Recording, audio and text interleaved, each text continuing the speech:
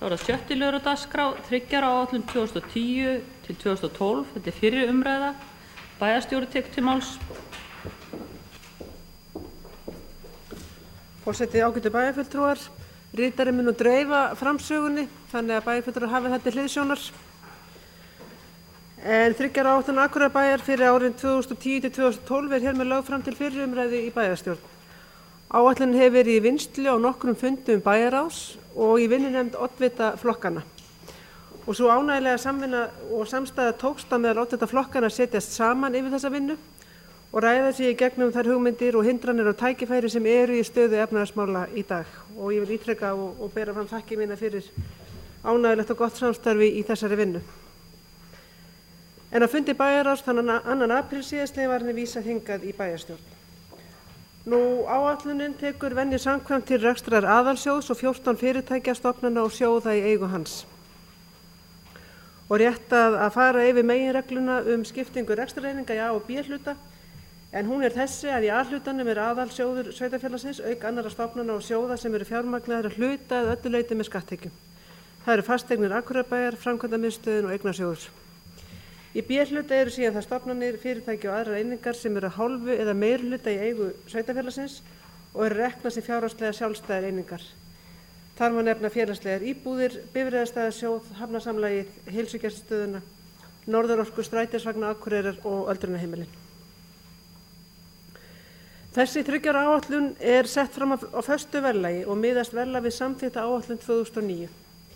Í ljósi breytinga og þjóðarbúskapnum hefur þessi áætlanagerð tekið nokkuð lengri tíma en áður og mun erfiðari en nokkuð tíman áður. Það var mikið skorið niður fyrir áætlun 2009 sem þó var afgreidd með halla, en meira þar til svo ekki verða halla á rekstri nema þetta eina ár sem nú yfirstandandi. Við áætlanagerð á þessu ári var horft til aðkeyptra þjónustu, ferðakostnaðar, vörukaupa og allra breytilegra liða. Vinnan undanfarna mánuði hefur verið að finna leiðir til þess að lækka útgjöld án þess að segja upp starfsfólki. Og varpað hefur verið fram þeirri hugmynd að starfsmenn bæjarins taki sér launalausan dag í hverju mánuði þar sem því verður við komið frá og með næsta hausti til ársloka 2010 og þannig megi lækka launaútgjöldin allt að 200 milljónir króna. Þessi hugmynd nú til umræðu meðal starfsmanna og stjórnenda og við munum hitta stjórnendahópinn eftir páska til að halda áfram með þá góðu og gagnlegu samræðu við starfsmenn. Í dag var fundur með trúnaðarmönnum á vinnustöðum sem ásátu hátt í 70 manns og þar fóru fram afar gagnlegu og hreinskilin skoðanaskipti. En varðandi tekjurnar, þá hefur við áætlun útsvarsins verið reiknað með árlegri aukningu íbúa 200 manns eins og undanfarin ár. Með því móti áætlum við tekjuaukningu útsvars og fasteignagjalda 200 milljónir króna á ári næstu 3 árin og vonast til að þjóðfélagi fari rétta úr kútnum síðari hluta árs 2010 eða á árinu 2011. Útsvarsálagning verður óbreytt á þessu ári eða 13,28% af álagningarstofni. Álagningi var hækkuð með 0,25% við áramót en ekki gert ráð fyrir frekari hækkunum útsvars. Útsvarið áætlað númer 4.800 milljónir króna árið 2009 og gert ráð fyrir tæplega 200 milljónir króna hækkun árið 2010 til 12 eins og áður sagði. Fasteignagjöld áætlað rösklega milljarður árið 2009 og hækkun þeirra innifalin í þessum 200 milljónum. Og við áætlun fasteignagjalda tekið tillit til magnbreytinga og álagningu fasteignagjalda og gert ráð fyrir magnaukningu á milli ára vegna íbúafjölgunar. Það ekki gert ráð fyrir endurmati á álagningarstofni fasteignamats á tímabilinu. Hins vegar eru fyrirhugaðar breytingar á fyrirkomulega fasteignamats, þannig að núna í lok maí mun liggja fyrir fasteignamat fyrir komandi ár. Þannig að það svolítið ný staða hjá okkur og verður á nefa til mikilla bóta þannig að við sjáum lengra fram í framtíðina varðandi þann tekjustofn. Nú reiknaði með að reglur framlög úr jöfnunarsjóði sveitarfélaga verði lítið breyttar miðað við þetta ár, en tekjurnar eru áætlaðar 880 milljónir króna á árinu 2009 miðað við núgildandi reglur sjóðsins. Ekki gert ráð fyrir breytingum á þeim næstu 3 ár. Úthlutunarreglu jöfnunarsjóðs hafa verið í endurskoðun undanfarin ár eins og hefur margoft verið rætt hér í þessum stól og nefnd sem skipað var að þessu tilefni skila á síðasta ári tillögu sínum til ráðherra og ráðherra ákvað að hafa reglurnar óbreyttar sinn. Við minnir að í fyrra hafi framlag jöfnunarsjóði verið hátt í milljarður eða komið yfir milljarð, þannig að við erum að sjá umtalsverða lækkun á því framlagi. En að öðru leyti gert ráð fyrir hækkun sértekna upp á tæpar 26 milljónir árið 2010 og þar helst horft til hækkunar leikskólagjalda og hana hóflega. Og þá næst að skoða gjöldin. Eins og fyrir getið áætlunin sett fram að verðlagi ársins 2009 en kjarasamningar sem gerðir voru á síðasta ári ná aðeins til haustsins í ár. Áhrif kjarasamningar síðasta árs hafi verið metin inn í laun fyrir árið 2009 en ekki gert ráð fyrir frekara hækkunum á launum á næstu árum. Að öðru leyti magnaukning launa vegna nýrra verkefna reiknuð inn í þessa áætlun. Og í launaáætlun hefur jafnframt verið gert ráð fyrir lækkun launa á launatengdra gjalda 300 milljónir króna og þar aðallega unnið með hugmynd launalausan frídag eins og áður að vikið að og einnig meðal annars gert ráð fyrir að ná eitthvað niður launatengdum gjöldum og fleira og ég mun koma betur inn á það eftir. Og önnur útgjöld hafa verið metin að magni til og sett inn í áætlunina og í henni eru settar inn óskilgreinda rúmlega 125 milljón króna lækkun miðað við þetta ár til að vega móti þessum hækkunum sem leiðir á nýjum verkefnum sem falla til á tímabilinu. Þær hugmyndir sem að ræddar hafa verið í þessu samhengi ná aðallega til menningar og íþróttageirans en skoðar hafa verið tillögur í öllum málaflokkum. Ekkert endanlega ákveðið þar en nefndir munu fá það verkefni að vinna frekar útfærslu þessara hugmynda við fjárhagsáætlunargerð 2010.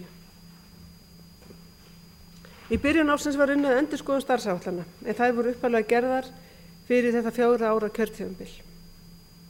Starfsáætlanir þurfa síðan að taka mið af fjárhagsramma og áætlun hvers árs en miðað við þau markmið sem sett voru í gerð meirihluta samkomulagsins árið 2006 það miðar verkefni nokkuð vel og ekki annað fyrir síðan að vel flest verður komin til framkvæmda í lok kjörtímabils. Samkvæmt frumvarpi að þessari 3 ára áætlun gert ráð fyrir framkvæmdum upp á rúma 4,6 milljarða á árinu 2010 til 2012. Þar að vera áætlun upp á rúma 2 í A-hlutanum og 2,6 í B-hluta. Hafa ber í huga að hér að ræða nettó framkvæmdakostnað, það að búið að draga frá tekjur viðkomandi framkvæmda frá áætlun framkvæmdakostnaði en þar má aðalega nefna gatnagerðargjöld. Aðrar tekjur sem við höfum haft eru framlag ríkisins varðandi menningarhúsi Hof.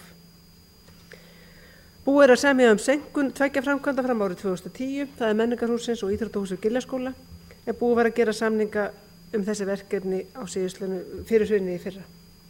Gatnaframkvæmdir verða hins vegar frekar litlar enda ekki gert ráð fyrir miklu nýju íbúðar eða iðnaðarhúsnæði næstu árin. Viðhald gatna verður líka dregið saman þó svo að alltaf verði að fara í endurnýjun slitlags og fleira á einstökum götum. Í áætlunum er eins og áður sagði gert ráð fyrir að taka menningarhúsið og íþróttahúsið við Giljaskóla í notkun á næsta ári. Enn fremur hér gert ráð fyrir 150 milljóna króna fjárveitingu til fjárfestinga í félagsþjónustu á árinu 2011 til 12 og það er raun óskrifað blað. Við gerum ráð fyrir okkar skilyrta framlagi, 15% framlagi, sveitarfélagsins til uppbyggingar í öldrunarmálum, en það býður okkar að ná samningu við ríkið endurnýjun og rýmum fyrir Kjarnalönd. Nú áfram er gert ráð fyrir verulegum framkvæmdum í fráveituframkvæmdum og nemur svo fjárfestingu rúmum 1,3 milljarði króna á tímabilinu. Og þar má stærst telja fjárfestingu nýju hreinsivirki sem þá síðast áfangin í endurbótum á fráveitumálum sem hefur verið viðvarandi verkefni síðan 1993. Og nú vonandi farið að hylla undir lok þeirra framkvæmda. Á vegum Norðurorku áætlaður að 740 milljónir króna fari framkvæmdar á árinu 2010 til 12 og vegum Hafnarsjóðs áætlaður framkvæmd fyrir 300 milljónir á tímabilinu. Og hjá Norðurorku að ræða styrkingu dreifikerfis raforku, aukning rekstraröryggis hitaveitu og nýr vatnsmiðlunargeymir fyrir kalt vatn. Og framkvæmdir Norðurorku haldast að sjálfsögðu í hendur við nýbyggingaframkvæmdir hér í bæ. Og Hafnasamlagi áætlar að endurbæta og lagfæra Tangabryggju, Oddeyrarbryggju og Ísbryggju Brims auk annarra smærri verkefna. Nú víkjum þá á efnahagnum. Samkvæmt fyrirliggjandi frumvarpi gert ráð fyrir að veltufé frá rekstri samstæðurnar samkvæmt sjóðstreymi verði 1,4 til 1,6 milljarðar á ári og í lok áætlunartímabilsins verði handbært fé 1,2 milljarður. Er það alveg í lágmarki. Fjárfestingarhreyfingar nema eins og áður sagði rúmum 4,6 milljörðum á áætlunartímabilinu og nýja lántökur áætlar að verði krónar 4,1 milljarður og afborgunar nemi tæpum 3,7 milljörðum og nettó ný lántaka 400 milljónir króna. Við erum að borga þetta upp á næstu árum 2 lán sem voru tekin fyrir 10 árum síðan og þannig að það er að koma inn að tölum verið þunga þær afborganir. Lántaka A-hlutans er áætluð nema rúmum 2,2 milljörðum króna á þessum 3 árum. Þar vegur mest lántaka vegna framkvæmda hjá Fasteignum Akureyrarbæjar. Afborganir lána nema rúmum 2,1 milljörðum, svo að skuldaaukning A-hlutans er frekar lítil. Ný lántaka hjá B-hlutafyrirtækjum er áætluð verða rúmir 1,8 milljarður og afborganir lána nema 1600 milljónum hjá B-hlutana. Þannig við erum að borga töluvert hratt niður okkar skuldir. Árið 2008 var ár kjarasamningagerðar hjá nær öllum launþegum sveitarfélagsins og þeir samningar voru til skamms tíma til ársins en höfðu í för með sér allnokkrar grunnlaunahækkanir hjá starfsmönnum bæjarins. Og í raun var ekki innistæði fyrir þeim hækkunum hjá sveitarfélögunum í landinu en það sem búið var að gera samningu hluta starfsmanna fyrir hrunið í október var nauðsynlegt að geta jafnræðis með allra starfsmanna sveitarfélagana réttara sagt. Að hluta til er það ástæðan fyrir nauðsynlega lækkun útgjalda ásamt hækkun sem stafa af nýjum verkefnum og mannverkjum sem tekin verið í notkun á þessu og næsta ári. Á vettvangi Sambands íslenskra sveitarfélaga er verið að vinna því að skoða alla leiðir til hagræðingar heilt yfir sveitarfélögin og að síðasta stjórnarfundi var eftirfarandi bóka og ég ætla að fá að lesa það með leyfi forseta. Vegna fyrir sér samdráttar í tekjum sveitarfélaga hafa sveitarfélög land allt lagt áherslu á að ná fram hagræðingu í rekstri og starfsmannahaldi. Stjórn sambandsins telur mikilvægt að haft verið samráð við stéttarfélög slíkar aðgerðir. Stjórnin áréttar að í lengstu lög verði staðið vörð störfin hjá sveitarfélögunum, uppsagnir starfsmanna verði takmarkaðar eins og frekast er unnt og þær aðgerðir sem ráðast þarf í verði sem minnst íþyngjandi fyrir starfsmenn. Stjórnin leggur áherslu á að niðurstaða liggi fyrir sem allra fyrst, annars verið viðræðan við Kennarasamband Íslands að endurskoða launakostnað vegna kennara og skólastjórnenda og hins vegar tillögugerð skólamálanefndar hagræðingaraðgerðir á sviði fræðslumála svo að sveitarfélögin ná að skipuleggja skólahald í tæka tíð fyrir næsta skólaár. Og síðan var formanni og framkvæmdastjóra sambandsins falið að óska eftir viðræðum við menntamálaráðuneytið tímabundnar laga- og reglugerðarbreytingar sem greitt geta fyrir því að sveitarfélögin ná að endur saman varðandi rekstur grunnskólans. Og á hverju ári er við þetta tilefni rætt samskipti ríkis og bæjar og þann vanda sem við sveitarfélögin eigum við að etja. Og nú er ljóst að verulegur tekjusamdráttur ríkisins í kjölfar bankahrunsins bætir ekki stöðuna og það má jafnvel búast við frekari samdrætti í jöfnunarsjóðstekjum sem eins og við vitum er mjög stór hluti af tekjum Akureyrarbæjar. Framundan eru kosningar til Alþingis og ný ríkisstjórn mun taka við völdum í vor. Það er mikilvægt að milli þeirra ríkisstjórnar og sveitarfélaga verði gott og virkt samráð þær aðgerðir sem þarf að grípa til. Þar má nefna ýmsar lagabreytingar til dæmis bjargráðasjóð, orlofssjóð húsmæðra, lög virðisaukaskatt vegna endurgreiðslu fyrir fráveitiframkvæmdir og kaup á slökkvibúnaði. Þess má geta að breytingin á endurgreiðslu virðisaukaskatt vegna byggingaframkvæmda og viðhalds á húsum í eigu sveitarfélaga mun koma okkur svo sannarlega til góða. En það eru mörg dæmi lög og reglugerðir sem að sambandið meðal annars er að fara yfir sem er beinlínis íþyngjandi fyrir sveitarfélögin, svo sem í nefnilega sem dæmi lög gassöfnun og úrgangsstöðun. Og þetta er svona smámál sem er í reglugerð, er kveðið á dagsetningu og mun svo sannarlega hafa töluverðan kostnaði för með sig fyrir sveitarfélögin ef við eigum að framfylgja öllum lögum og reglum. Nú annað dæmi sem ástæða til nefna eru húsaleigubætur. Samkvæmt upplýsingum frá Jöfnunarsjóði vantar alls 147 milljónir króna upp á framlag ríkisins fyrir árið 2008 nægi til að standa undir skuldbindingum ríkisins samkvæmt samkomulaginu sem er í gildi. Það er að ríkið greiði 60% af heildarkostnaði vegna hækkunar húsaleigubóta og sérstakra húsaleigubóta á móti 40% af framlagi sveitarfélagana. Og einnig fyrir sig að framlag ríkisins samkvæmt fjárlögum þessa árs þarf að hækka til þess að það geti staðið við sínar skuldbindingar. Og við höfum rætt hér í tengslum við fjárhagsáætlanagerð þessa árs að taka upp sérstakar húsaleigubætur frá með vorinu, en það er alveg ljóst að það er ekki sérstaklega áhugavert að fara út í þá leið að svo komnu þrátt fyrir að vitum að svo aðgerð getur komið fjölmörgum íbúum til góða. En kostnaður við það mun alfærið að mínum mati leggjast á okkur. Að mínum mati þarf að koma til samfélagssáttar eða einhvers konar þjóðarsáttar það hvernig við munum standa að uppbyggingu samfélagsins á nýjan leik. Við horfum einfallega fram á það að opinber þjónusta var byggð upp á góðæristímum en þarf í dag að mæta öðrum og gerbreyttum tíðaranda. Og það þarf einfallega að stokka spilinu upp á nýtt og endurhugsa alla þjónustu frá grunni, hvað getum við verið án og hverju við getum breytt. Og þetta verður að gerast með því að verja störf og verja þekkingu en til þess að svo megi takast verða allir að leggjast á eitt. Sveitarfélag eins og Akureyrar Kaupstað býr við það góða hlutskipti að vera sveitarfélag í sókn. Hér hefur íbúum fjölgað undanförnum árum sem á atvinnutækifærum og uppbygging samfélagsins hefur tekið mið af þeim áskorunum. Við sjáum það heilt yfir á sveitarfélagunum, þau sem voru skilgreinda á hinu svokölluðu vaxtarsvæðum, sem voru höfuðborgarsvæðið, Akureyri og Fljótsdalshérað, koma harðast niður af þeim sveitarfélagum sem umræðir. Og eins og einhver sagði það, góðari kom aldrei vestur og fyrir því, þannig að þeir finna ekkert fyrir því, eða fundi ekkert fyrir mununum. En þetta er svo sannarlega að koma ver niður á þeim svæðum sem voru í sókn heldur en hinnum sem að byggum við fólksfækkun og frekar erfiðleika. Við sjáum fram á það góðu fréttir að við erum að fá nýjan vinnustað og fjölmenni þessu ári og það er fagnaðarefni, svo uppbygging sem átt hefur sér stað í Krossanesi varðandi Bekkrumál. Og grunnþjónusta hér á Akureyri er hiklaust með því besta á landinu og eitthvað sem við höfum stært okkur af ítrekað í ræðu og riti. Við höfum byggt upp mannverki og umgjörð þjónustu sem er mikilvægt að nýtist flestum sem best. En árangurinn felst ekki eingöngu í uppbyggingunni, heldur líka hvernig hún nýtist þeim sem hún á að þjóna. Og við vitum að mikla framkvæmdir liðina ára og það framkvæmdir sem eru lagðar til grundvallar í þessari áætlun gera það verkum að mjög þröngt er í búi, en þær framkvæmdir hafa líka skapað atvinnu og þar með tekið fyrir sveitarfélagið. Og það er mikilvægt að hafa það hlutverk okkar í huga sem felst í því að halda hlutunum gangandi, hvað við getum gert hér í bæjarstjórn Akureyrar til að halda samfélaginu og virkni þess gangandi. En forseti, ég vil að lokum leggja til að frumvarpi að 3 ára áætlun Akureyrarbæjar fyrir árið 2010-12 verða að lokinu umræðu vísa til frekari yfirferðar í bæjarráði og til síðari umræðu í bæjarstjórn sem ráðgert er að fari fram þann 21. apríl næstkomandi.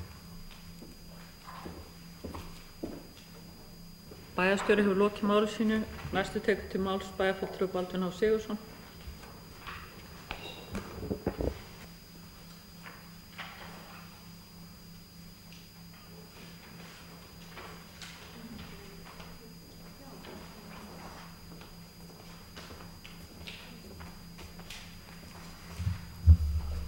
Forseti, ágætu bæjarfulltrúar.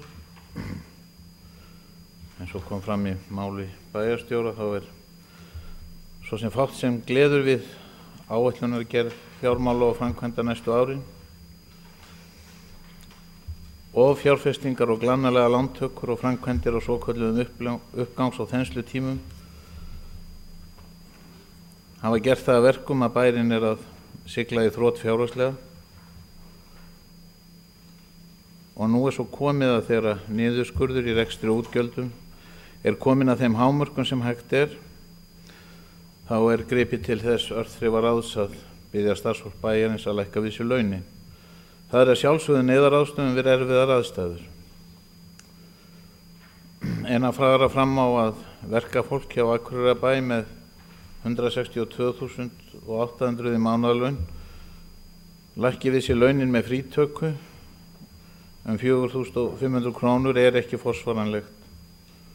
Fólk sem er með útborgun laun upp á cirka 110 til 15.000 krónur á mánuði og nær ekki endum saman og því getum við Vinstri græn ekki samþykkt þann gjörning.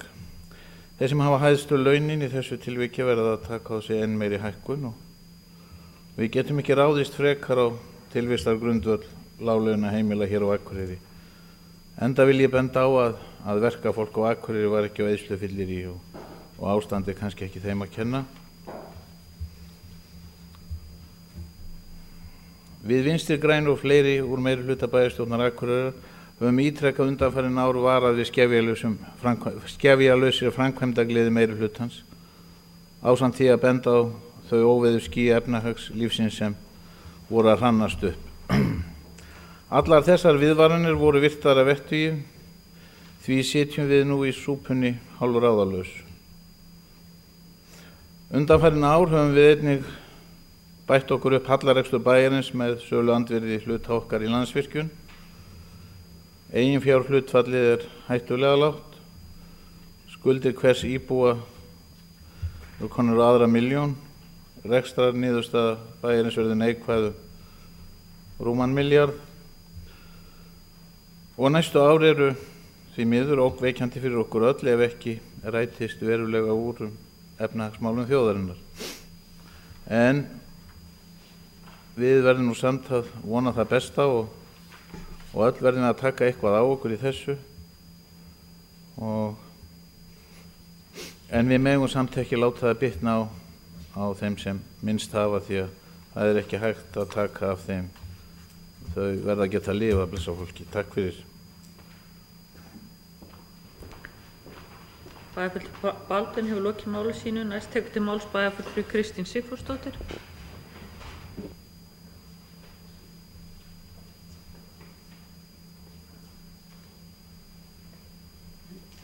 Já, forseti, ágætu bæjarfulltrúar. Ég tek bara undir orð Baldvins H. Sigurðssonar, bæjarfulltrúa hér áðan.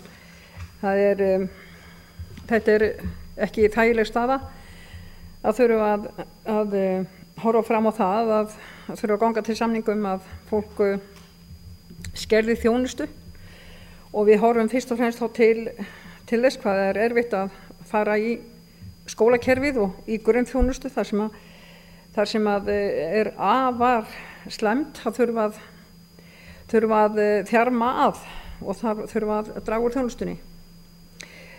Og ég vil að segja það líka að þeir sem hafa þegar mist yfirvinnu og þeir sem hafa orðið kannski fyrir talsverði skerðingu, að mér finnst það afar hæpið að það sé hægt að byrja þá að taka bara þaraðu kett fyrir dag viku. Og hvort þetta verður að ganga þvert yfir alla, ég sé hvernig í ósköpunum ætti það að vera hægt. Útfærslan er nú svo eitt, það má kannski segja að það sé alveg útilokað að hafa alltaf eitt starfsmann í leyfi. Hvern virkan dag, eins og á leikskólum eða öldrunarheimilum annars staðar, það er bara ekki nokkuð lífsins leið. Og við þurfum ekki að útfæra þetta í neinu smáatriðum hér, en ég held að þetta geti bara alls ekki gengið svona heilt yfir. Og við miðum okkur þá við aðra, þetta var nú kannski kom fram á ráðstefnu Sambands íslenskra sveitarfélaga, en við getum nú séð hvernig þetta verður útfært á annar staðar líka. Og þetta gerist ekki nema með samningum. Nú það er gert ráð fyrir fjölgun íbúa, hún verði þessi jafnt og þétt. Ég held nú kannski að fjölgunin, hún yrði nú ekki, við getum kannski ekki stólað á 200 manns á ári, en það er vonandi að það verði. En ég hefði nú haldið að það gæti verið hæpið á næsta árum. Það er merkilegt til dæmis með þessa með jöfnunarsjóðinn, þetta er ekkert gengið, og mér langar til þess að varpa þeirri spurningu einmitt til bæjarstjóra Sigrúnar Bjarkar, hvernig því varið að nú er búið að eyða miklum tíma á þessum sambandsþingum sveitarfélagana að tekjustofnana og milli ríkis og sveitarfélaga. Við gætum kannski horft til þess hvað það er helst sem menn hafa verið að ræða og hvað hefur helst verið tekið fyrir núna síðast. Og til dæmis eru nú húsaleigubæturnar, þessar sértæku, og ég tók það fast til orða hér í janúar þegar við vorum að samþykkja þessa áætlun, og ég hefði aldrei samþykkt hana nema af því að við eigum von á þessum sértæku húsaleigubótum. Fólk á von á þessu, við vorum búin að gefa vilyrði fyrir því, og mér finnst það bara afar slæmt ef að það verður ekki staðið við það. Og það skiptir miklu máli að geta staðið við það sem við höfum þar reiknað með og gerðum ráð fyrir því í félagsþjónustunni. Nú, svo get ég tekið aftur til við það hvernig við ætlum að fara að því með þetta, að við ætlum að það er skilyrt 15% framlag sveitarfélaga til uppbygginga í rýmum fyrir aldraða, og í ljósi stöðuna núna þegar að var fækkað þessum rýmum á Seli, og það var auðvitað það verður ekki unað við það í framtíðinu að það verður teft endurhæfingarplássform á Kristnesi fyrir aldraða. Þá er þetta ennþá brýnna að við gerum þá minnst kosti áætlun það hvar við ætlum að byggja upp. Og það er í góðæri eða þegar við værum afar hreykin og hrókafull og sjáum bara fram á síbatnandi tíma og við sást vilja byggja öldrunarrými og öldrunarþjónustu íbúðir hér einhvers staðar út bæ, en ég held að við ættum fyrst og fremst að skoða hvað við getum gert þegar á lóðinni við Hlíð, hvort möguleiki þar að fara í einhverja breytingar eða hverju við gætum helst tekið á þegar við erum verulega í þrengingum og fátæk. Ég bendi nú bara á að Raðhúsin hafði mín vegna mátt drífa þau og byggja þar nýja hjúkrunarrými. Ég hjó eftir því að það var minnst á að það gæti orðið íþyngjandi þessi lög og reglugerðir sem um gassöfnun á úrgangsstöðum. Það ekki alveg búið að mæla hér upp á Glerárdal, en það alveg gefið mál að við eigum alveg heilmikið metangas. Það er náttúrulega verið urðað hér svo mikið lífrænt og við eigum sko alveg haug af hauggasi þar. Þyrftum að koma því hreinlega í verð. Þyrftum að nota það. Og ég held að við getum kannski gert einhverja samninga nýtingur á því. Hefði áhuga fyrir því. En ég annars get ég ekki sagt að það sé eitthvað annars, eitthvað sem hefur komið mér verulega óvart hér, en ég held að það eigi eftir að koma í ljós með auðvitað, og vonum við auðvitað að við getum staðið við að vinna að taka í notkun bæði íþróttahúsið við Giljaskóla og menningarhúsið. Og við skulum bara reikna með því, ég ætla ekki að tjá mig um það en frekar að sinni. En það nú satt að segja óskandi. Við vorum auðvitað að byggja á miklum þenslutímum og það gæti náttúrulega ljósið þessa. Við þurftum ekki að fara í eins dýr tilboð eða útboð og annað eftir því. Taka eins háum tilboðum. Að þá gæti það nú gengið upp að við kæmumst til þess að klára það og væri sannlega gott að skaffa vinnu við það.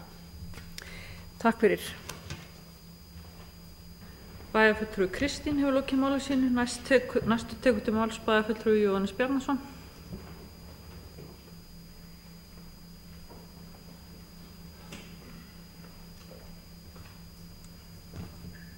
Forseti, góðir bæjarfulltrúar, ég þakka bæjarstjóra yfirferð yfir stöðu mála og þá vinnu sem að lögð hefur verið í þessa 3 ára áætlun að hálfu allra flokka og frambúða.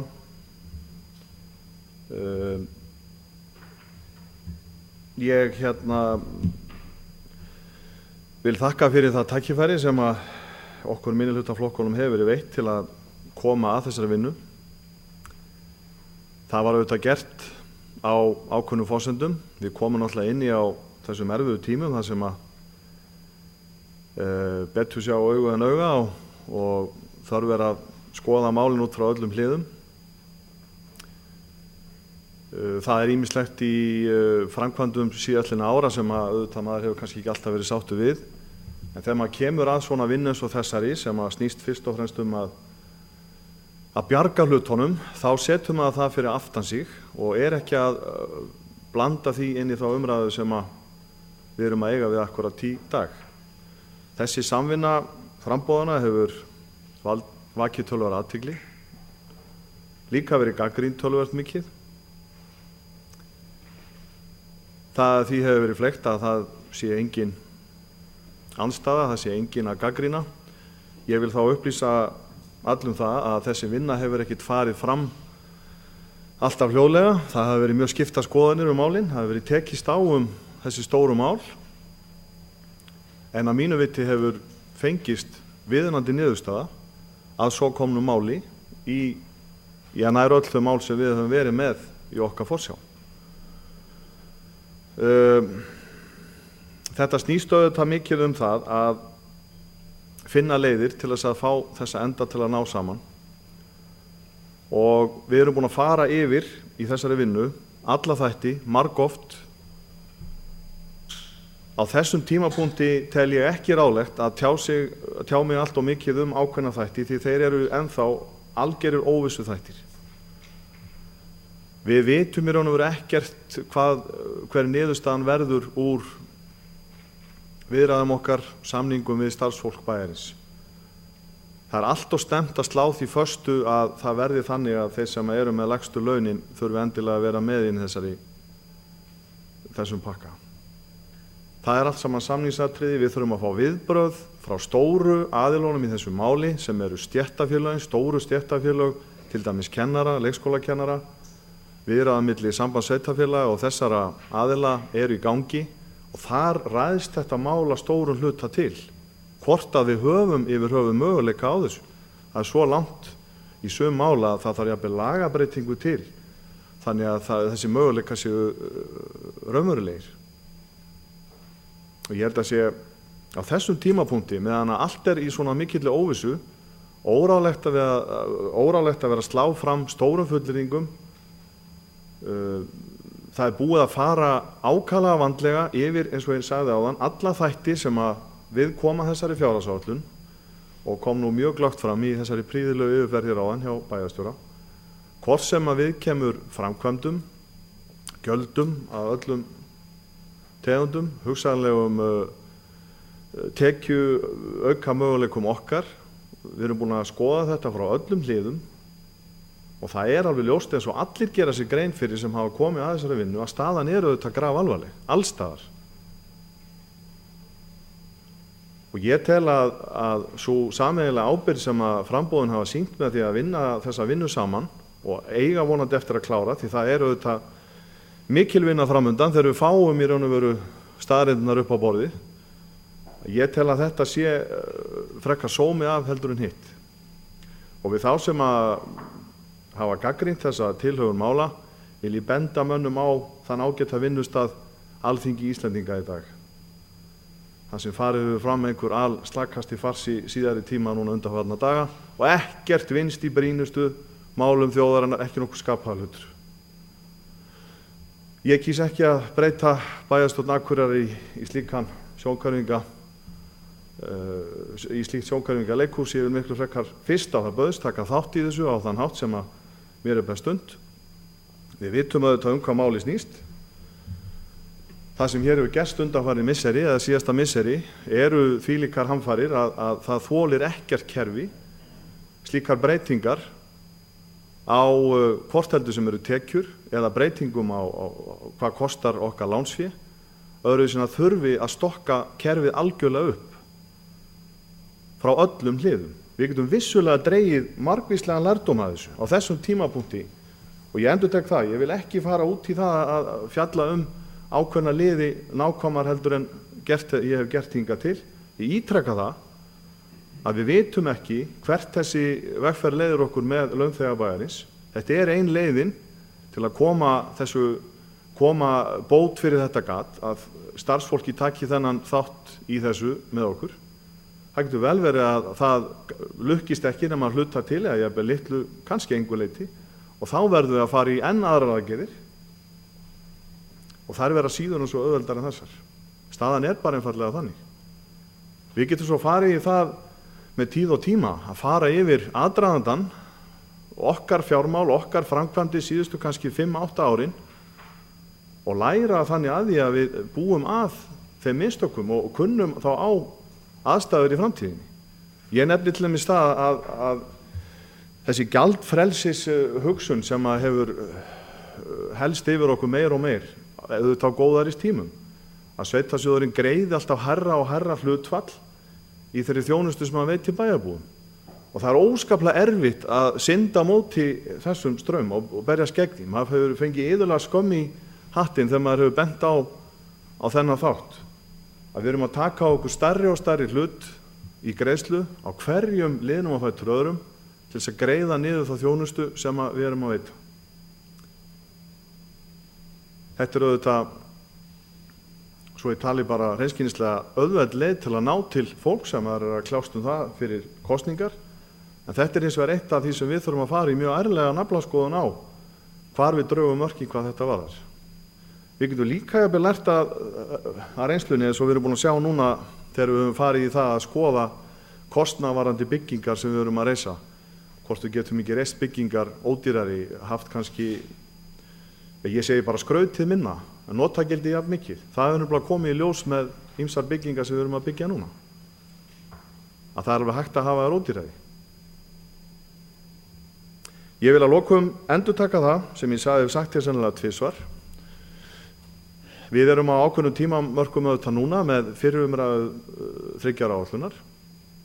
Óvissu þættirnir eru mjög margir ennþá og við sjáum ekki heildardæmi ganga saman fyrir svörin fara að koma úr viðræðum sveitarfélaga við stéttarfélög. Þegar við sjáum betur til lands þegar að fara að líða á árið með hluti eins og vaxtastig og gengisþróun. Þannig á þessum tímapunkti er best að spara stóru orðin. Ég skal viðurkenna það að ég hefði viljað fá þessar sveru yfirlýsingar bæjarfulltrúa Baldvins inn á þessum oddvitafundum sem að fram hafa farið. En hann velur þessa leið. Ég vil hins vegar kannski klára þessa ræðu mína á því að þessar erfiðu aðgerðir sem við erum að gangi í gegnum og þurfum að gangi í gegnum, sama hvaða leiðir verða valdar til niðurskurðar og hagræðingar, þá eru þessar aðgerðir vonandi tímabundnar. Við gerum okkur vonir það að það líði ekki mörg ár þar til að við getum byrjað að spyrna frá aftur, reynslunni ríkari og farið að feta veginn aftur fram á við og þá væntanlega á varkárnislegri hátt heldur við höfum gert.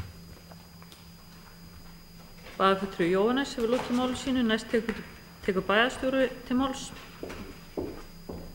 Forseti, ágætu bæjarfulltrúar, mér láðist að geta eins hér í framsögu minni að vekja athygli bæjarfulltrúa á blaðsíðu 31 í framkvæmdayfirliti. Þá var fóru upphæðir hér vínuvillt. Það er annars vegar framhaldsskóli Fjallabyggð og hins vegar VFMA og þetta á að vera akkurat öfugt. VFMA er að fá framlag upp á 80 milljónir en framhaldsskóli Fjallabyggð upp á 48. Þetta er hérna efst í yfirlitinu. Bara byrja ykkur að gera það leiðréttingar og við munum leiðrétta þetta við seinni umræðu. Rétt bara aðeins að bregðast við þessar umræðu sem að hér er komin. Ég tek nú undir orð Jóhannesar varðandi þær athugasemdir Vinstri grænna. Ég veit ekki betur eða þá er minni mitt að bresta ef að Vinstri grænir kom ekki með mun róttækari hugmynd heldur en hér var varpaðin í umræðuna varðandi launamál starfsmanna. En greinilega nær ábyrgðin ekki út yfir þann fund sem að hún var sett, þeirri hugmynd að varpa fram á. En þetta er hugmynd og við skulum vera alveg skýrt með það. Það er ekki búið að taka ákvörðun í þessu máli. Við erum að varpa þessu inn á nýjan hátt með samráði, með miklu samráði og samráð tekur tíma. Eins og tímafrekasta aðferðir sem við veljum. Það var sagt við á fundi í dag þegar við vorum að labba út að við erum að drífa okkur í því að taka ákvörðunina því að það var svo vont fyrir starfsfólkið að bíða í óvissu. En við erum einmitt að leita eftir samráði og það tekur tíma. Og tillaga með þessari hugmynd, hún var illskásti kosturinn af mörgum vondum, var meðal annars til þess að fá þá fram einhver endurgjöf á hana, fá fram jafnvel einhverja betri hugmynd eða betri lausn sem við sjáum ekki en kannski fólki á gólfinu okkar sér eða önnur sveitarfélög. Þess vegna meðal annars voru að varpa henni fram. Útfærslan er algjörlega eftir bæjarfulltrúa Baldvin og ég ítreka það. Hún er algjörlega eftir varðandi það hvaða hópar verða fyrir þessu og hvar drögum við mörkin. Það þurfum við einmitt að ræða og erum að reyna að gera það. Hvað varðandi málflutning bæjarfulltrúa Kristínar Sigfúsdóttir bæjarfulltrúa þá er þetta 1 frídagur í mánuði, ekki í viku. Það er svolítið mikilvægt að hafa það hugfast. Við erum ekki að tala um 4 daga vinnuviku. Og varðandi jöfnunarsjóðun og tekjustofnunefndirnar og annað, þá er búið að skipa núna enn eina tekjustofnunefndina og enn eina nefndina, ég held að mér er svona vitringarnefnd varðandi regluverk jöfnunarsjóðsins sem að ég veit ekki alveg hvenær á að skila en mun vonandi skila núna í lok þessa árs í síðasta lagi. Og við höfum horft á önnur sveitarfélög. Við höfum gott samráð bæjarstjóra hér í Eyjafirði og Þingeyjarsýslum á svæði Eyþings. Hittumst að símafundur reglulega og berum saman bækur okkar og vörpum inn alls konar hugmyndum. Og það eru allir að leita bestu lausninni. Þessi hugmyndum launalausa daga hefur verið rædd meðal annars í Norðurþingi. Ég veit ekki afdrifennar inn í áætlanagerðinni. En það alls staðar verið að ræða alla möguleika til hagræðingar. Og reynt líka að nýta sambandi sem að best getur til þess að ná einhverju svona vikti í þetta og ná einhverju samstöðu. Og hvað varðar það sem ég ræddi húsaleigubætur, ég alls ekki að segja það við ætlum að hætta við þetta. Ég bara að tala þetta sem einn lið í samskiptum ríkis og bæjar, varðandi það þegar ríkið stendur ekki við sinn hlut og hvað það setur okkur í erfiða stöðu, því við erum alltaf að hugsa okkar skjólstæðinga og þeir eru mjög nálægt okkur. Þannig allt sem að við gerum íþykjandi fyrir þá slæmt og við verðum að borga þetta, við vitum það. En þetta átti að vera dæmi samskiptum ríkis og bæjar en ekki hótum það að við verum að hætta við þetta. En hins vegar verðum að fara þessu ákvörðum með opin augum.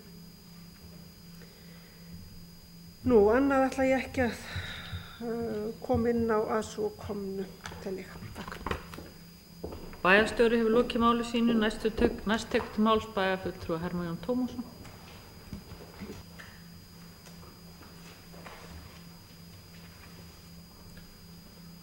Forseti, ágætu bæjarfulltrúar, við erum hér að ræða í fyrri umræðu 3 ára áætlun Akureyrarbæjar fyrir árin 2010 til 2012 og eins og hér hefur komið ágætlega fram þá þetta náttúrulega 3 ára áætlun sem að búin til og sett fram á miklum óvissu tímum, miklum breytingatímum og tímum sem að kalla á annars konar hugsun og annars konar vinnubrögð heldur en við erum vön.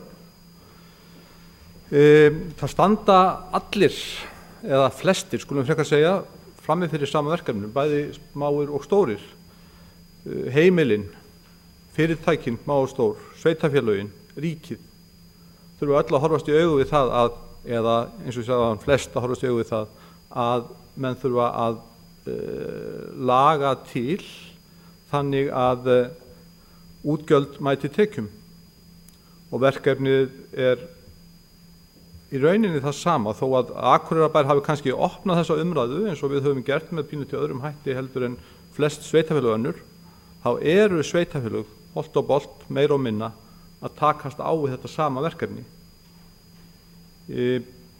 Og verkefni verður ekkert síður stórt þegar að horft til ríkisvaldsins sem að stendur frammi fyrir náttúrulega verulegum halla á ríkissjóði ef ekkert verður að gert og það mun koma í hlut þeirra sem að stýra þjóðinni eftir kosningar að finna leiðir til þess að takast á við þetta.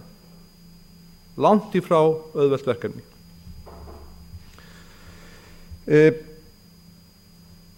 Við höfum valið þann kostin að opna þessa umræðu í stað þess að halda henni lokaðri. Við höfum bara einfallega sýnt á spilin, sagt þetta verkefni sem við stöndum frammi fyrir. Við hófum þessa opnun með gerð fjárhagsáætlunar 2009 og gerum það meðal annars með því að efna til samstarfs við minnihlutann fjárhagsáætlunargerðina.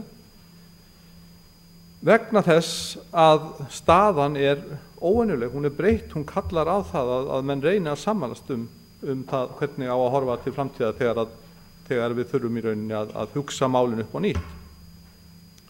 Við hófum verkefnið við gerð fjárhagsáætlunar 2009.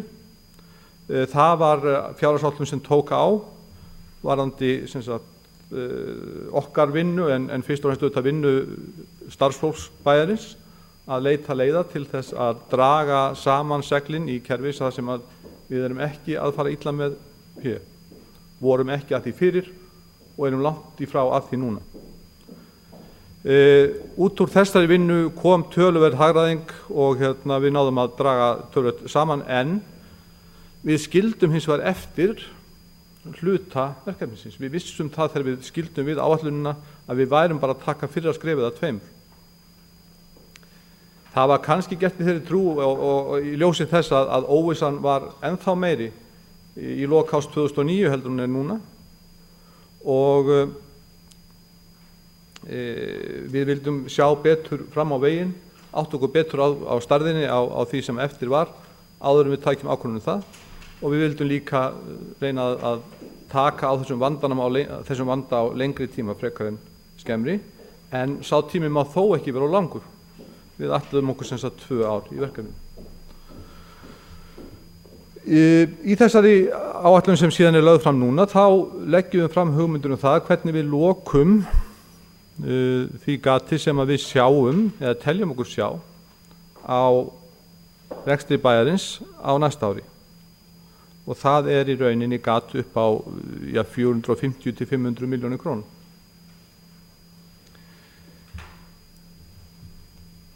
Þessa vinnu höfum við unnið eins og hér hefur komið fram aftur með samráðsferli, fyrst við oddvita minnihlutaflokkana og að sjálfsögðu með samráði við nefndafólk og embættismenn og þá sem að starfa fyrir bæinn og síðan með þeirri leið sem við völdum varðandi ákveðin hluta af þessu verkefni. Það að segja að leggja upp í umræðu við stjórnendur og starfsmenn bæjarins það hvort að hægt væri að nálgast part af þessum vanda með þeirri hugmynd að starfsmenn tækju sér launalaust leyfi í ákveðin tíma og við næðum þar með að loka þessu gati. Ég vil ítrekka það sem bæjarstjóri sagði þér áðan að þetta á þessu stigi einfaldlega hugmynd. Við erum að leita lausna, við erum að reyna að finna leiðir til þess að leysa ákveðið vandamál og við erum að reyna að finna leiðir sem að við teljum að komi sér eða séu illskástar í þeirri stöðu sem uppi Að sjálfsögðu og það bara eðlilegt að fólk bregðist með mismunandi hætti við þessu. Menn sjái ýmsa vankanta en ég hef ekkert síður orðið það að menn bregðast vel við og sjá ýmsa kosti við hugmyndina. Auðvitað í ljósi þess að staða erfið og flestir gera sér ráð fyrir því en menn vilja fá að taka þátt í að ræða lausnirnar og eru þakklátir fyrir þetta.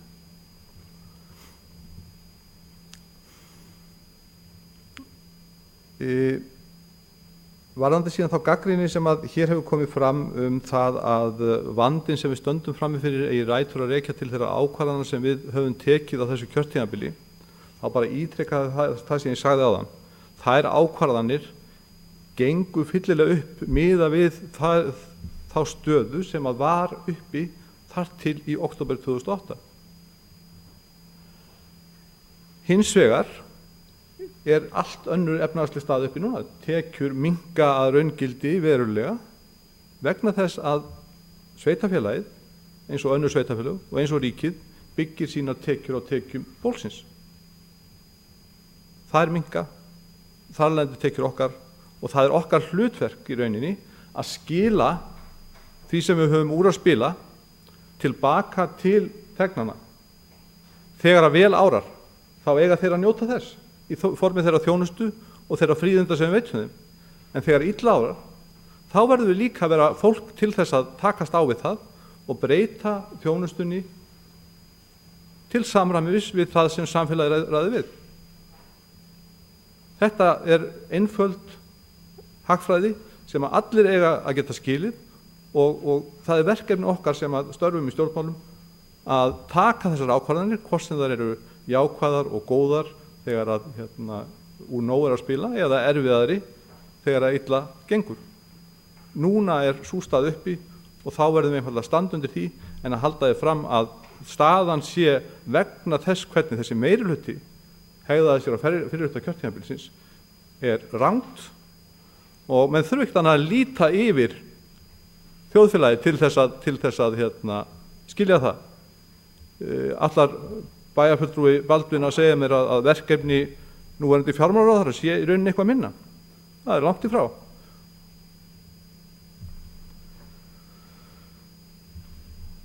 En sem sagt, það sem við erum að gera að við erum að fara í gegnum ákveðin öldudal. Við vonum að okkur takist að ná okkur upp úr honum á ekkert allt of langur tíma.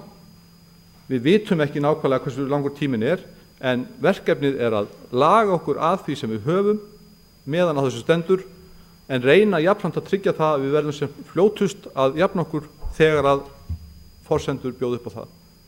Þannig held ég að hugsunin sé í þessari 3 ára áætlun og þannig vona ég og treysti að þróunin verði. Takk fyrir.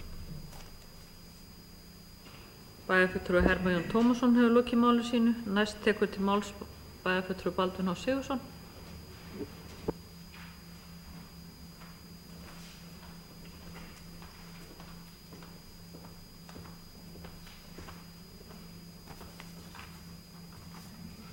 Forseti ágætu bæjarfulltrúar. Ég langaði til að benda á að niðurskurðarfundir bæjarstjórnar voru trúnaðarmál og því var ekki hægt að bera þær tillögur þar sem þær komu fram á bæjarmálafundum hjá Vinstri grænum. Þannig að ég hef ekki haft aðstæðu til að tjá mig skoðanir okkar Vinstri grænna á þessum málum fyrir núna. Einnig vil ég taka fram að þau mistök sem ég tel að meiri hluti bæjarstjórnar Akureyrar hafi gert með offjárfestingum hafi þeir ekki gert með illvilja, heldur af mikilli bjartsýni sem við Vinstri græn höfum varað við. Og meiri hluta bæjarstjórnar Akureyrar þekki ég ekki nema góðu einu. Og með leyfi forseta þá því til staðfestinga langar mig til að lesa upp bókun sem var lögð fram 11. desember 2007 af okkur Kristínu. Við vörum við auknum lántökum Akureyrarkaupstaðar til framkvæmda og minnum á að nú þegar tekjur bæjarins duga ekki fyrir rekstri, þá ber bæjarstjórn að fara varlega í lántökum sem koma til með að auka rekstrarhalla bæjarins í framtíðinni. Það getur ekki verið stefnumarkandi að bæta upp hallarekstur eins og gert í ár með sölu andvirði eigna. Við mótmælum því að framkvæmdir á íþróttasvæði Þórs skulu vera komnar á framkvæmda áætlun án þess að endalegt skipulag framkvæmda sé þar komið fram. Þar með óljóst kostnað og lántökur sem væntanlega fylgja þeim framkvæmdum. Hvað varðar áætlun framlag til fjárhagsaðstoðar hjá fjölskyldudeild teljum við óraunhæft að ætla lægri upphæð fyrir árið 2008 en úthlutað var árið 2007 og undir þetta skrifum við Kristín. Þannig að ég bara benda á að þarna vorum við að vara við lántökum og fjárfestingum. Takk fyrir. Bæjarfulltrúi Baldvin hefur lokið máli sínu. Orðið laust. Næstu tekur til máls bæjarfulltrúi Jóhannes Bjarnason.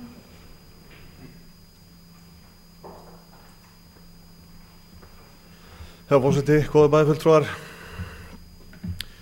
Ég ætla nú ekki að fara að rifja upp bókanir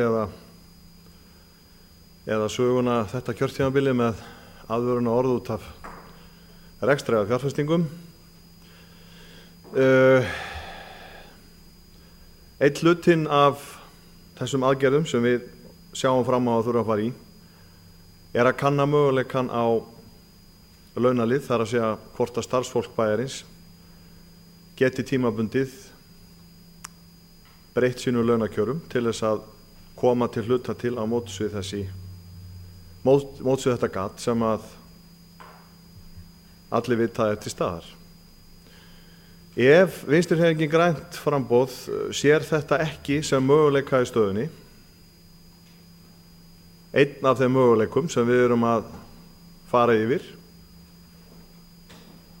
þá óska ég alveg sérstaklega eftir því að þeir gefi upp hvaða aðra tillögur þeir hafa fram að færa í þessu máli. Það vill nefnilega þannig til að við erum búin að velta fyrir okkur öllum hliðum þessa máls og telji bæjarfulltrúar Vinstri grænna það vera eitthvað ánægjuefni að þurfa að fara inn í þennan lið, þá er það mikill misskilningur. Þetta kemur ekki til að neinu öðru en því að það er búið að ganga á flest alla aðra liði. Það er búið að skera innan úr stofnunum bæjarins allt sem hægt er að skera. Það er búið að vængstífa grunnskólana þannig að þeir geta sér varla hrært utan lögbundna kennslu, svo ég takk eitt dæmi. Það verður ekkert lengra komist. Við getum haldið áfram að rifja upp bókanir og annað og offjárfestingarna. Við erum að eiga við stöðuna núna. Og þá óska ég eftir því að ef að þessi liður er algjörlega ómögulegur, að viðkomandi framboð, í þessu tilfelli Vinstri-hreyfingin grænt framboð, gefi þá upp hvaða aðrar hugmyndir þeir hafa núna til þess að laga þennan vanda. Ég hef ekki komið auga á það leiði sjálfur, aðra en þess sem við erum búin að gera á öðrum hlutum og það á ansi stóran hátt. Ég bið bara svör við þessari spurningu. Bæjarfulltrúi Jóhannes hefur lokið máli sínu. Næst tekur til máls bæjarfulltrúi Kristín Sigfúsdóttir.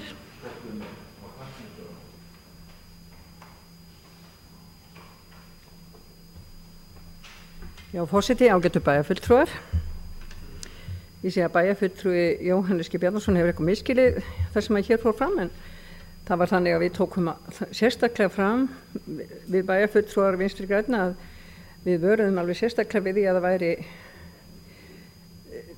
gengið að skerðingu eða væri verið að skerða laun hjá þeim sem væri þegar búin að missa yfirvinnu og væri á kannski lægstu töxtunum. Við lögðum talsveit mikið upp úr því að það væri, við vorum ekkert að útiloka að þessi leið kæmi til, ef ekki kæmi til umræðu, síðan svo, tókum bara ekkert fram með það. Nei. Við tókum það hins vegar fram að við vildum fara þetta ekki verður aldrei unnið með mikilli samvinnu og góðri sátt og þetta er eina af þessum illskástu leiðum eða illfæru, skulum við segja. Og ég var nú aðalega eitthvað að fara fjalla útfærslu á þessu og hvernig við myndum ganga í þetta. Mér finnst til dæmis líka ef ennþá eftir einhverjir yfirvinnusamningar hér innan búðar og ég veit að við fórum í yfirvinnu úttekt hér rækilega á dögunum hér hjá Akureyrarbæ og það er kannski ekki að miklu að taka en það þó ennþá einhverju starfsmenn sem eru bara undanþegnir þessum samningum. Við veistum bara allt í lagi að skoða það. Og hvort að við skerðum ennþá meira hjá okkur, hérna bæjarfulltrúum og þeim sem höfum þó eitthvað af einhverju að taka og þeir sem eru með laun þá yfir einhverju tiltekinni viðmiðunartölu. Og svo finnst mér þetta með kannski eins og þegar auðvitað mismælti ég með þess að 1 dag í viku, ég ætla að segja 1 dag í mánuði. Og en ég að segja það að það gengur ekki að sé alltaf einn starfsmaður í fríi á einhverjum vinnustað. Það var auðvitað, en ég sé ekki betur en það geti komið miklu betur út, það væri hálfur dagur 2 í mánuði og við erum ekki í útfærslu á þessu neitt og þetta á alveg gjörsanlegt að semjum. En hafi hann haldið það að við hefðum verið að heiman og hefðum ekki fylgst með kreppinu, þá var það algjör misskilningur hjá þér, Jóhannes Bjarnason, bæjarfulltrúi. Þetta er eina af þessum leiðum sem eru, en við tökum sérstaklega fram að það er langskast að ná af þeim sem hafa þó af einhverja þar sem er eitthvað að taka. Ég get ekki ímynda mér að sé hægt að gera þetta, að senda lægstlaunasta fólki heim 1 dag í mánuði. Takk fyrir. Bæjarfulltrúi Kristín hefur lokið máli sínu. Næst tekur til máls bæjarfulltrúi Oddur Helgi Halldórsson.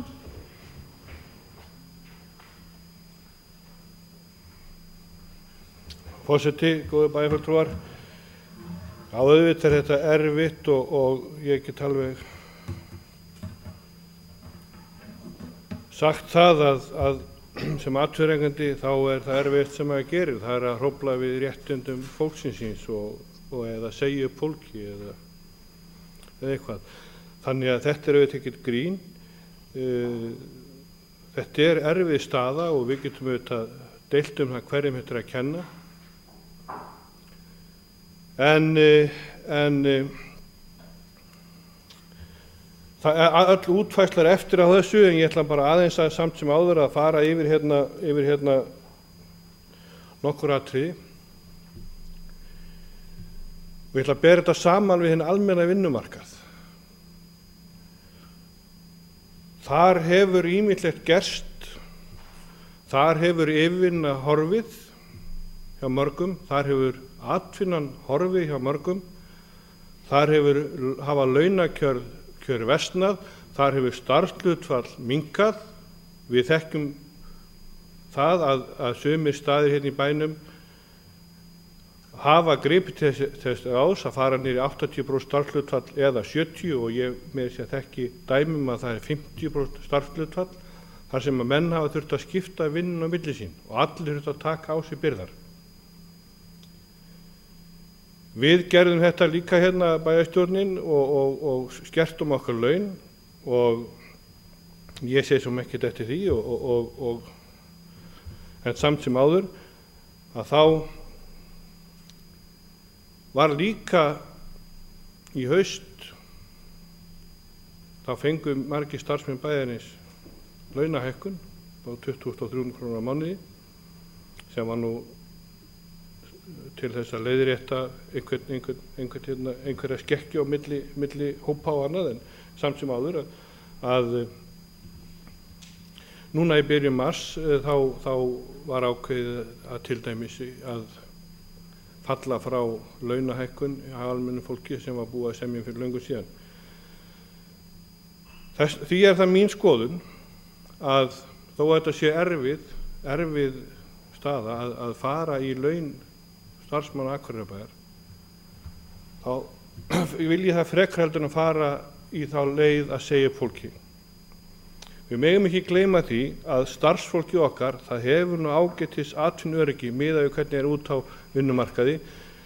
Það til dæmis bara nálægt okkur mjög síðasta föstudag, fyrir rúmri viku, þá fengu starfsmennir að vita að þetta ekki að mæta mánudaginn af því að vinnuveitandi væri farin á hausinn.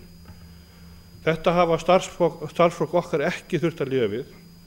Þetta starfsfólk okkar sem auðvitað ber upp kerfið bæinn og er mjög gott starfsfólk og einn af gimsteinum okkar, það er ekki þurft að ágjöra því hvort að vinnuveitandinn eigi fyrir laununum næst er útborgað.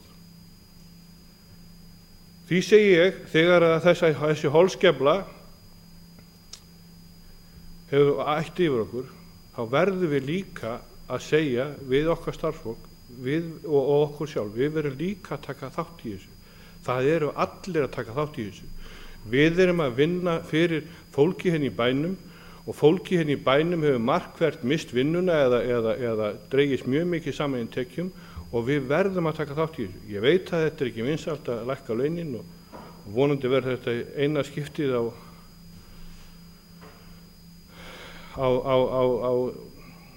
bara eilíðinni sem við leggjum þetta til. Ég vildi þá eftir að útfæra þetta, en ég get alveg nefnt ykkur það að ég vildi fara í flata einhliða launalækkun. En við getum auðvitað nelt fyrir menningarhúsið, við getum auðvitað nelt fyrir Gíglaskóla, við getum auðvitað nelt fyrir Naustaskóla og við getum nelt fyrir framkvæmdina á Þórshöfða, en þá eru fleiri 100 manns sem missa vinnuna. En það sparar okkur rekstrarkostnaði því að það er þó betra að borga bara af lánunum heldur en að borga af lánunum pluss rekstrarkostnaðinum. Við getum auðvitað tvísett skólan, en ég er ekki viss að fólk sé ánægt með það. Þannig að það eru vönd að ráða og ef að koma aðra hugmyndir þá erum við örugglega öll tilbúin til þess að taka á því. Ég ætla ekki að mála bara hérna með dökkum litum. Við megum ekki gleyma því að í okkur er kaupfélagsgen sem að gera okkur afskaplega rólegt í þessu og við lifum allt svona af. Eins og við muni hvernig það var í kaupfélaginu í gamla daga, það var ekki til, þá bara biðum við. Ef það ekki kom, þá þurftum við það ekki. Og þess vegna erum við betur í stakk búin að taka á okkur svona áföll heldur en margir hverjir hérna á landinu. Ég ætla líka að nefna það að hér í þessum bæ er að koma 90 manna vinnustaður sem er álþynnuverksmiðjan, aflþynnuverksmiðjan, ég er búin að láta undan þessari eilífu mótþróa að kalla þetta aflþynnu. Það eru 90 störf og svo í viðbót er það töluvert mikið afleiddum störfum. Og við vitum það til dæmis að bara álver á Reyðarfirði sem að setti nú þann landshluta allan upp á endan og allt í góðæri sem að varð kannski ekki eins gott að því að kreppa koma eftir, að það er ekki, það voru hvað 400-500 störf, þannig að þetta er nú bara 1/4 álver. Við megum ekki gleyma þessu, við megum ekki drekkja okkur í svartnættinu. Þannig að það er margt ýmislegt að gera hérna, það er ferðamennska hérna og það er mjög góð þekking hérna í ferðaþjónustu og í iðnað öðru. Þannig að Akureyri hefur svo sannarlega margt til brunns að bera og hefur alla burði til þess að standa af sér þessa kreppu og við gerum það. En þetta er auðvitað áætlun fyrir 2010, 11 og 12. Og kannski þurfum við, kannski þurfum við ekki til að grípa til þess að ráða og það er auðvitað óskandi. En þetta er sá niðurskurður sem er lagður fram hérna, hann var illskásti kosturinn og því var ég auðvitað erfið spor en sammálaðum samt sem áður. Bæjarfulltrúi Oddur hefur lokið máli sínu, næst tekur til máls bæjarfulltrúi Elín Margrét Hallgrímsdóttir. Forseti, góðir bæjarfulltrúar. Ég ætla nú fyrst og fremst að standa hérna upp til að þakka Oddi fyrir þessu frábæra ræðu. Ég hef aldrei heyrt Odd tala svona vel og flytja svona góða frábæra ræðu. Og ég er bara sammála honum öll leyti. Þannig ég tekið undir allt sem hann hefur sagt. Það er held ég í fyrsta skipti, en það er bara mjög ánægilegt. Þannig að við erum held ég bara að færast til að pólitískt séð Oddur Helgi Halldórsson. En allavega, mér finnst þetta að vera bara tónninn í ræðu Odds mjög góður, því að þetta er verkefni sem við erum öll að takast á við. Og margur þarf að takast á við mun stærra verkefni. Það eru mörg fyrirtæki að fara á höfuðið og það eru margir að missa húsnæðið sitt og það eru margir sem eiga mjög erfitt, hafa ekki vinnu eða nokkurn skapaðan hlut. Þannig að við skulum ekki vera að kvarta mjög mikið. Ég held að við bæði sem að störfum hérna hjá Akureyrarbæ og fólki hér, við erum að leggja okkur fram, ætlum að gera okkur besta og ætlum að deila þessu niður á okkur, vera samtaka í þessu. Ég held að það skiptir miklu máli og ég heyri ekki annað á því fólki sem ég tala við en fólk sé tilbúið að leggja þessu lið og leggja sitt að mörkum. Það er nauðsynlegt í þessu ástandi sem við erum í, það er bara þannig. Þetta verður ekki gert öðruvísi en að við gerum þetta sameiginlega og við viljum líka hjálpa þeim betur sem að verst hafa það. Og þá þurfum við auðvitað líka peninga til þess í félagsþjónustu og öðru leyti. En við skulum horfa á lausnir, við skulum hugsa lausnir. Við höfum haft það ofboðslega gott, við getum ekki neitað því. Við höfum haft það mjög gott og þessi kynslóð sem er að vaxa úr grasi, hún hefur ekki hugmynd hvað er að leggja mikið á sig. En við allavega sem erum orðin hérna eldri, þekkjum allavega sögu frá af okkur og ömmu sem að höfðu það ansi skítt á okkar mælikvarða. Þannig að við skulum ekki óttast að allt sé að fara fjandans til, það er langt frá því. Þetta er verkefni en við búum vel, grunngerðin er góð og þetta er verkefni sem við tökumst á við og við höfum bara mjög gott að því að mörgu leyti held ég að leggja dálítið á okkur, meira heldur en við erum vön. Og margt gengur vel hérna í bænum, ferðaþjónustan hefur held ég aldrei gengið betur en núna. Við erum mjög þakklátt fyrir það, hingað hefur streymt gestir í vetur, í Hlíðarfjall og í veitingahúsinu okkar og það sem við höfum upp á að bjóða í listum og menningu og þannig að það er allavega hefur komið sér vel fyrir okkar bæ. Að hér er mjög margt sem við höfum upp á að bjóða í þessum yndislega bæ og það hefur sem sagt ýmislegt blómstrað þó margt hafi kannski ekki gengið nóg vel. En hugsum í lausnum, við veðjum á það að hér yrði ferðaþjónustan okkar myndi njóta ef-til-vill góðs að þessu, fólk myndi fara minna erlendis, kannski fara út á land, fara í sumarbústað eða orlofsíbúðir og það hefur ræst, þannig að þar veðjum við alveg á réttan hest. Þannig að mjög margt gengur vel eins og í Hlíðarfjalli og fleiri stöðum og fólk er kannski bara meira með fjölskyldinni, fer styttra og nýtur kannski meiri samveru sem er mjög jákvætt. Þannig að verkefnið en það er bara ákveðin glíma sem við tökumst á við og okkur mun takast þetta. Ég er alveg sannfærð það. Takk fyrir. Bæjarfulltrúi Elín hefur lokið máli sínu, næst tekur bæjarfulltrúi Baldvin H. Sigurðsson örstutt til máls.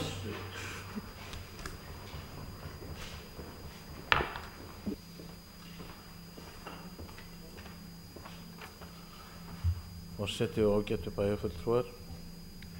Mér þykir leitt ef ég hef sært sómatilfinningu þess ágæta bæjarfulltrúar Jóhannes G. Bjarnasonar. Hann virðist vera óvinnu krumpinn nú stundir, en ég sagði orðrétt þeir sem hafa hæðstu launin taki á sig frekari lækkanir. Bæjarfulltrúi Baldvin hefur lokið máli sínu, næst tekur til máls bæjarfulltrúi Helena Karlsdóttir. Forseti, ágætu bæjarfulltrúar, mér langar að taka undir orðræðu Elínar og Odds. Þrátt fyrir þessa erfiðleika sem við stöndum nú frammi fyrir, það verður að taka á þessu verkefni bæði með auðmýkt og umhyggju. Við verðum líka að vera bjartsýn og jákvæð og eins og Elín sagði, við verðum að hugsa í lausnum og sýna ábyrgð. Við verðum að þakka þá fyrir það sem við höfum hérna í bænum. Við búum í sterku og góðu samfélagi og við getum tekist á við þessi verkefni framundan ef við gerum það saman. Það eru óvissutímar framundan, við stöndum fyrir mörgum óvissu þáttum, það eru koma kosningar, við vitum ekkert hvað aðstæður verður hérna uppi eftir 25. apríl. Það er því samfélagslega ábyrgð okkar að takast á við þetta verkefni og við erum ekkert í ákjósanlegri stöðu, við viljum ekkert okkar vera í þessari stöðu sem við erum í. En það þarf stundum að taka sársaukafullar ákvarðanir. Og það þýðir ekkert að líta um öxl því að það eru allt aðra forsendur núna heldur en voru þegar við vorum að taka þessar ákvarðanir uppbyggingu. En mig langar til þess að hrósa þessu samstarfi oddvita flokkana. Þetta búið að vera alveg frábært starf sem unnið hefur verið og það frábært að það hefur verið tekið eftir því annar staðar. Og margir haft, og þetta samstarf hefur verið öðrum til eftirbreytni. Þannig ég segi að samvinna vænlegri til árangus. Varðandi launalækkanirnar, þá held ég að þetta hafi verið illskástu kosturinn, allavega illskári heldur en uppsagnir. En þetta eru tímabundnar ráðstafanir, við verðum að hafa það í huga og vonandi náum við að rétt úr kútnum á styttri tíma heldur en spár gerir ráð fyrir. Takk. Orðið er laust. Þá mun bæjarstjóri loka umræðinni um 7. lið. Forseti, ágætu bæjarfulltrúar. Já, ég ítreka að þetta hefur verið mjög athyglisverð umræða hér í dag og þetta markir hvort að fólk sé komið yfir 50 eða ekki, hvernig línur liggja eða hvernig andinn breytist þegar maður er komin að þann góða aldur sem að maður að betur fyrir langt í land með að ná. En það kannski gerist þá þegar það gerist. En það eru góð ráð dýr í því ástandi sem að við erum að glíma við í dag og á þessum oddvitafundi var farið yfir ýmsar leiðir, mismunandi auðveldari útfærslu og mismunandi erfiðar og mismunandi sárar. Sáum í fréttum í dag ákvörðun hjá Heilbrigðisstofnunin Vestmannaeyja minnir mig sem er að segja upp starfshlutfalli, lækkaðinni 95%. Við erum allavega að reyna að gera þetta fjölskyldu vænlegri tillögu með því að gefa frídag á móti. Við vitum það vel að það verður erfitt í útfærslu, sérstaklega hjá þeim stöðum sem að krefjast sólarhringsumönnunar og vakta og snúast fyrst og fremst mannlega þáttunum, við vitum það vel. Og það er alveg spurning hvort við náum einhverju sátt í samfélaginu það að stilla málum upp öðruvísi innan þess geira. Að við bara hlífum föllum og öldurum í þessum aðgerðum. Það er eitt af því sem býður okkur að ræða.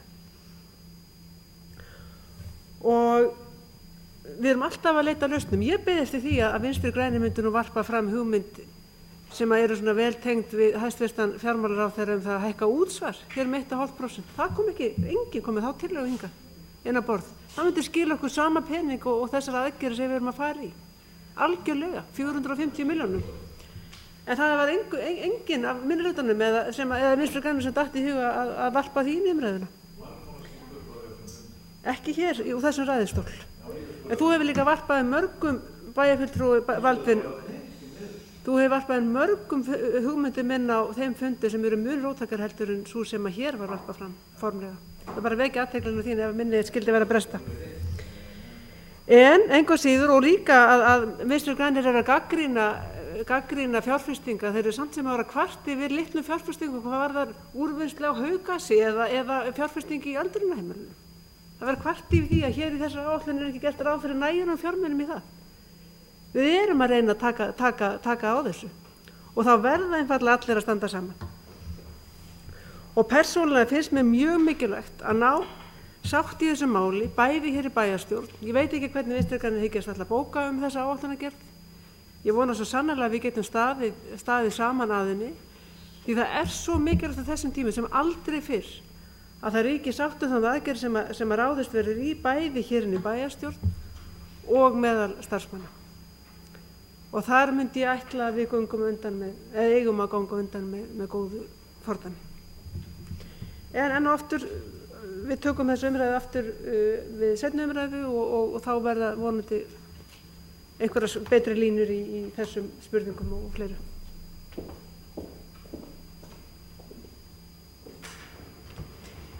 Þá göngum við til atkvæðagreiðslu framkomna tillögu að vísa 3 ára áætlun Akureyrarkaupstaðar 2010-2012 til bæjarráðs og til síðari umræðu í bæjarstjórn 21. apríl næstkomandi. Við það bæjarfulltrúi sem getur samþykkt þetta að gefa merki. Samþykkt samhljóða.